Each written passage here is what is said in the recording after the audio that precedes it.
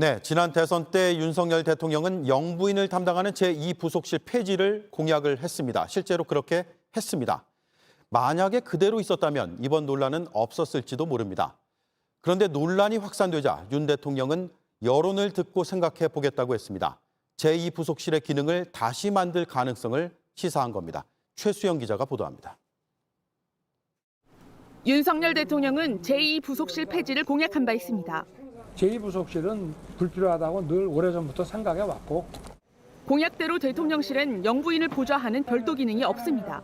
하지만 최근 김건희 여사의 공개 행보가 늘어나면서 사진 유출과 지인 동행 논란 등이 불거졌고 공적 틀에서의 지원이 필요하다는 지적이 잇따랐습니다. 그건 점검을 좀 했으면 좋겠다. 상의를 좀 내부적으로 해봐서 안전과 이런 경우에도 문제가 없는 방향으로.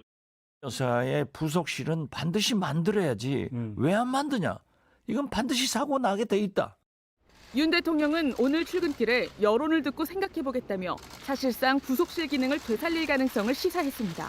또 대통령의 부인으로서 안 할 수 없는 일도 있고 이걸 뭐 어떤 식으로 정리해서 해야 될지 국민 여론도 들어가면서 차차 이 부분은 생각해 보겠습니다.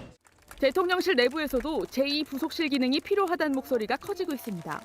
대통령실 관계자는 JTBC에 여사 일정에 기본적인 정무 조언이 있어야 하는데 전혀 없어 우려가 된다고 했고 또 다른 고위 관계자도 여사를 보좌하는 공적 기능은 있어야 한다며 앞으로 두세 명이 여사를 전담하게 될 텐데 해당 팀이 사실상 제2부속실 기능을 하는 것이라고 했습니다.